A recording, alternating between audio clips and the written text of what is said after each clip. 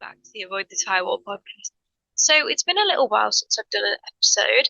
So first off, thank you for 2,000 followers. I'm so grateful, and it's insane.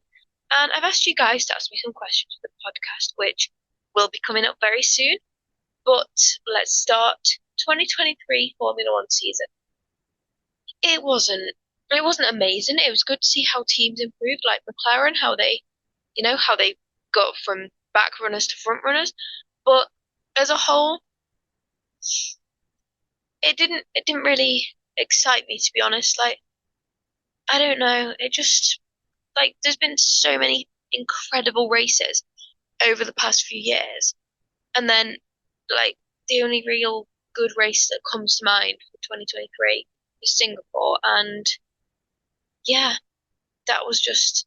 I actually did really enjoy the Singapore Grand Prix, to be honest. Like the last corner when George Russell crashed out, that was absolutely insane.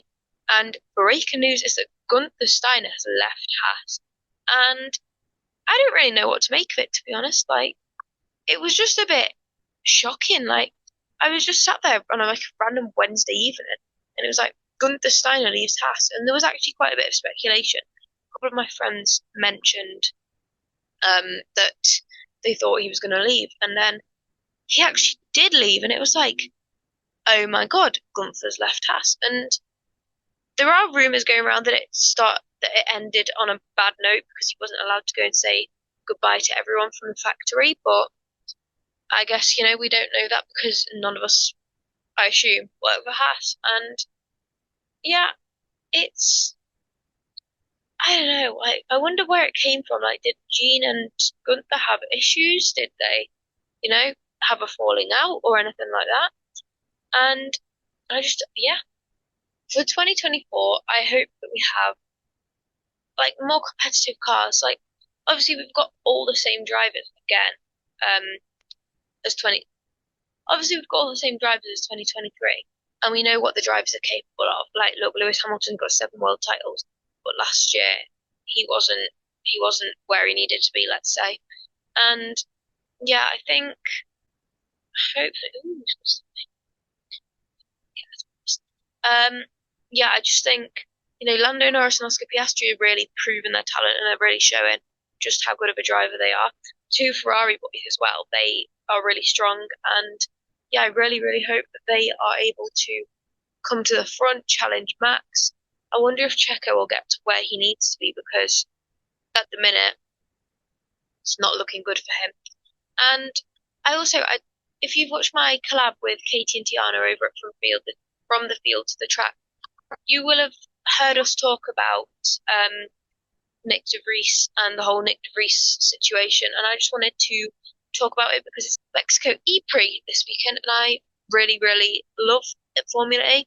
I've been to see it. I think it's really interesting. Nick de Vries, there was no way they dropped him, like, in the nicest way possible. Like, he was dropped, like, what was it called? At the drop of a hat. He was literally, 1 minute he was there, 1 minute he wasn't. It was, I don't know, unprofessional, I think, the way they dealt with it. That's my personal opinion. Um, but I just think he's a Formula E champion. He's a Formula 2 champion. Yeah, he might have been in Formula 2 for a fair few years before he got his championship. But he's still a good driver. And, I'm a firm believer in that you should give rookies, like Formula 1 rookies, the chance to prove themselves because Formula 1 cars are notoriously difficult to drive. Like, the Formula 2 cars are also difficult. And the fact they're going from a difficult car to a difficult car is completely unfair. And okay, you can't do anything about it because Formula One's like the pinnacle. But I think Nick de Vries, he needed more opportunity. Like people are saying, oh well, he only had Williams because he was in a good car or whatever it is that they say. But he's a good driver. If you watch him in Formula E, you will see he is a good driver. We spoke about my Sky Sports F1 video that's sort of on Instagram. It is.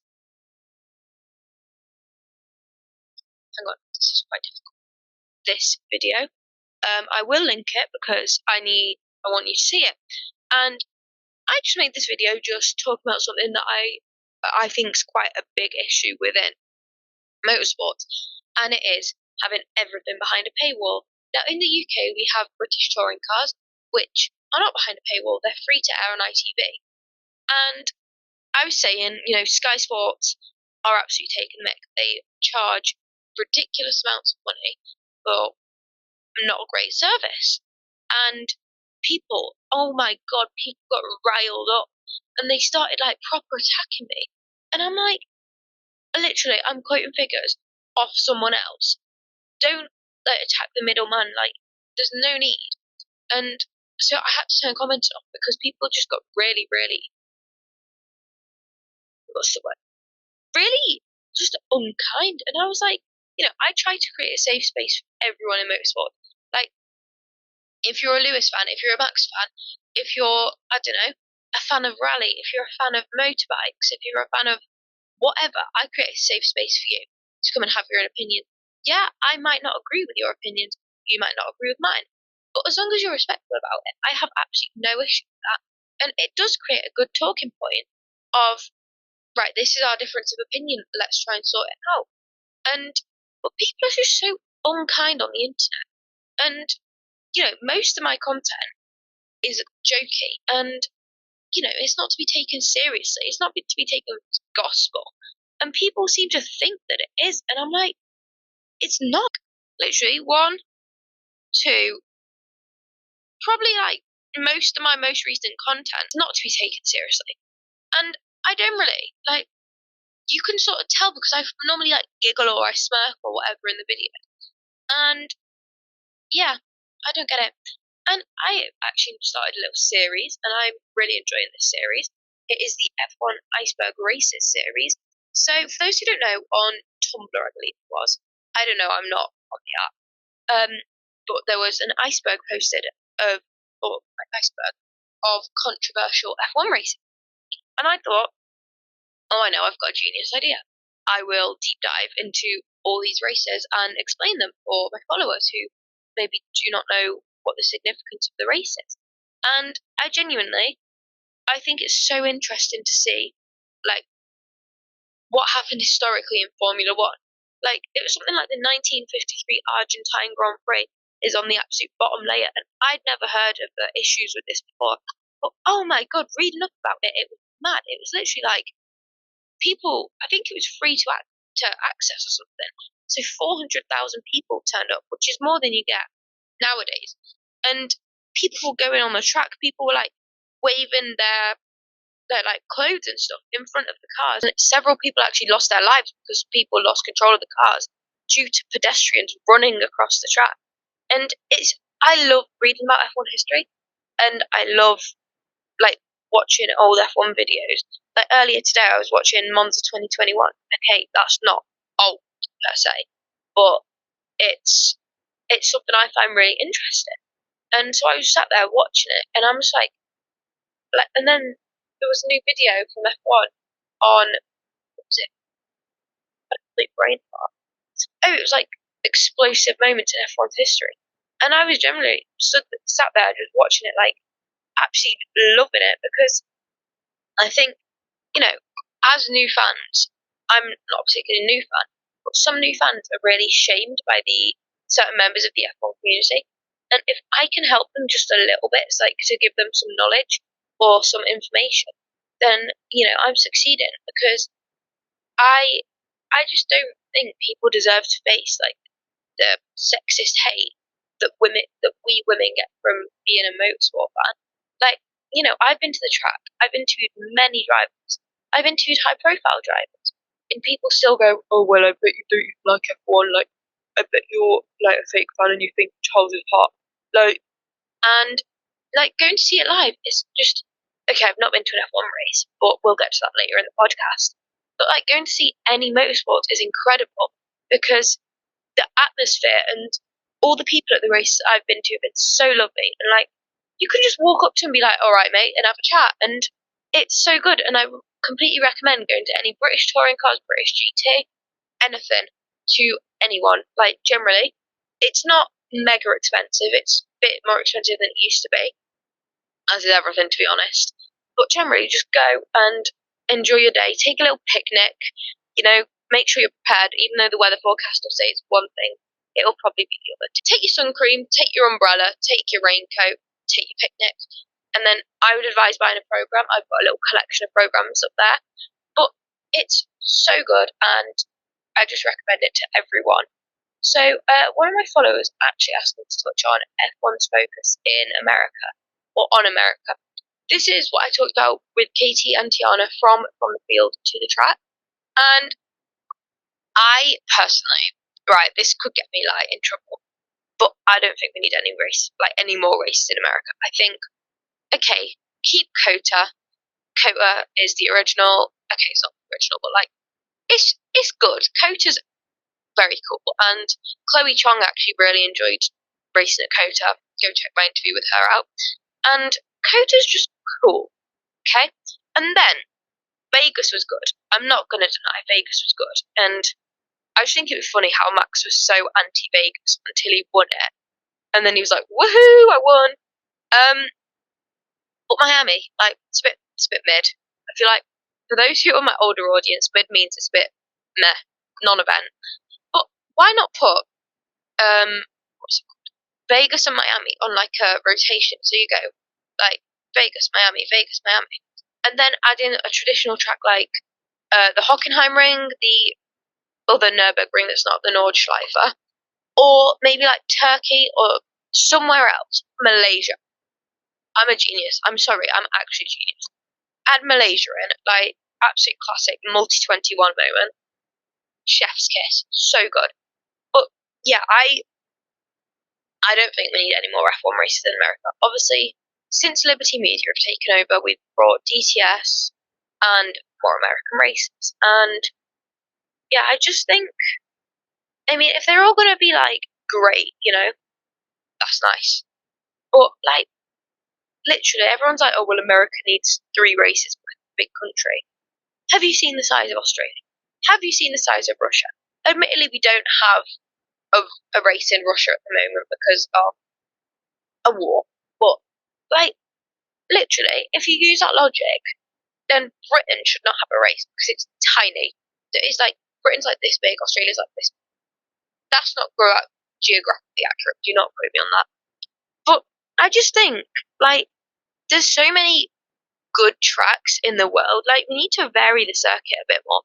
Like, the Qatar circuit. Like, the race this year was not okay. Like, drivers were passing out left, right, and centre. And, I get F1 is an incredibly physical sport, but these drivers, they're professional athletes. They are literally peak athletes, and they're just dropping left, right, and centre, passing out, getting ill because the conditions were not okay. And I don't particularly think Qatar's a good circuit anyway, so we'll leave that there before I say something that will really get me in trouble. My favourite team, I've been asked this by one of my followers. I don't actually have a favourite team, to be honest. I'm more of a driver supporter, so my favourite driver is Oscar Piastri, and I've supported him through his junior career. And I could go into my favourite F2, F3, Formula E drivers. So if you want me to do that, DM me on Instagram, email me. My email's in my Instagram bio, or just comment it here. And yeah, I'm really an Oscar Piastri supporter because I just think he is so insanely talented, and people don't. Okay, people are now sort of understanding just how talented he is, but some people still doubt him, and I'm like, he is literally so talented. I could go on about this for days. But Oscar Piastri is such an insane driver, and he has natural talent, which some drivers don't really have, and I think he is World Drivers' Championship potential. I'm going to put it out there. Oscar Piastri will win a title. And I think, when Fernando and the older drivers retire, and we've got some of the people in F2, F3 coming through, like Kimi Antonelli, Ollie Behrman, I think we will see, like, many, many drivers in a battle, because you've got Charles, you've got Lando, you've got Carlos, you've got Yuki. I think Yuki's a very good driver. I mean, you've got so many talented drivers, and there's more and more coming up through the ranks. So I think we will have insane title battles in the future, and I really, really hope that. The F1 Academy season, I haven't actually watched many of the races. I've been insanely busy, guys. I feel like that's just my excuse for everything. Like, I've been busy. I have actually been really busy though. But I think, I talk about women in motorsports quite a lot. I am a woman in motorsport. Yeah, so as a woman in motorsport, I think F1 Academy is brilliant, and the new initiative called More Than Equal, which applications have opened for, I think they're brilliant. And, the thing that I did miss about W Series was that it was free to enter, which isn't the same as F1 Academy. But obviously, I understand W Series. It was a good idea. It wasn't actioned in the best way possible. Let's not lie about it. And F1 Academy probably does have its flaws. I mean, the lack of broadcasting was one of them. But I think we need more representation of women in motorsports. We've got the historical ones, and it really annoys me. And this is so stupid that it annoys me. But you'll see, I don't know, for example, Bianca Bustamante. On her TikTok comments, people are like, I can't wait for you to be the first woman in F1. She wouldn't be the first woman in F1. There have been 5 women who've attempted to qualify for F1 races. 2 have qualified, 1 scored points. But we need to remember about the trailblazers who, they fought for their right to be women in motorsport. Michelle Mouton, absolute icon. Susie Wolf, and so many incredible others. And then people just forget about them. And I think, I get people are new fans, but forgetting about the original women in motorsport, I don't know, it rubs me up the wrong way. So, what motivates me to keep on posting? I think, for me, the motivation is educating and making people aware and providing I would say good content to people. And I would like to work in F1 as a journalist, and I think seeing the rise of people like Lissy McIntosh and other F1 journalists who I follow on Instagram, that really motivates me, because I think one day that could be me, and I hope it is me one day. And I think also when my followers are saying, "Oh, Teagan, this is really good content," and "Oh, I really enjoyed this video," I think that also motivates me, because to see people say, "Oh, I really like that you do this. Oh, I really enjoy this." It makes me feel better, because sometimes I put out content and I'm like, what if this is taken the wrong way? What if someone tries to cancel me for what I've said? Or what if someone just is horrible? And then see people going, "Yeah, I agree," or "Yeah, this is actually really nice." Really drives me, and it makes me feel good, guys. Is 2024, another question is 2024 going to be a repeat of 2023? And I hope not, to be honest. I think we need multiple drivers battling at the front of the field, because look at 2021, Lewis versus Max. Yeah, it was controversial. Yeah, some people might not agree with it. I personally think both deserve the title, but Max deserved it more. That's just my opinion. But I hope that we have good battles, and I hope someone's there to challenge Max, or Max just has a little bit of a slower car. But Red Bull have some incredible people on their team, so that's probably very unlikely. And yeah, and someone's asked, who's a driver who didn't have the opportunity to show their talent? I would say most people in Formula 2 who, they were at the absolute top. They were front runners all season, and then they just weren't picked up for F1. Yeah, they've probably been picked up by Le Mans Series, IMSA, and other series like Super Formula as well. And I just think my friend Tiana actually talked about this. And it's really heartbreaking to see someone who's fought for their entire career and fought to be in Formula 2, and then they just don't make it and into Formula 1. And I get that budgeting is a big issue, but I just think everyone deserves a shot at their dreams, and I think that's why we do need another team in Formula 1.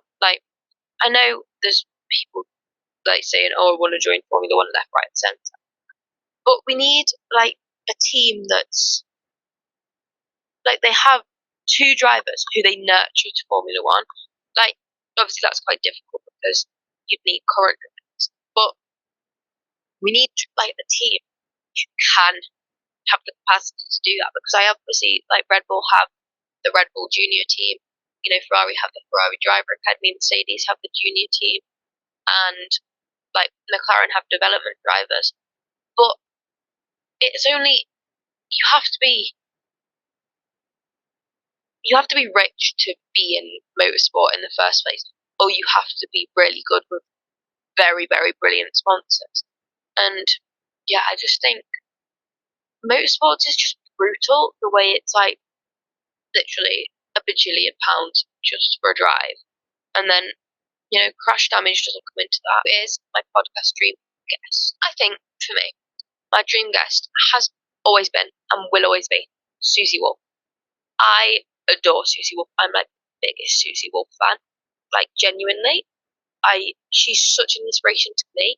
And I think if I could meet her and tell her just how much she like drives my work, I'd like actually die if I met her, I think. Then we've also got Jenson Button, 2009 Formula One World Champion. I adore Jenson, genuinely. When he's on Sky Sports F1, he makes it better. And I will stand by that.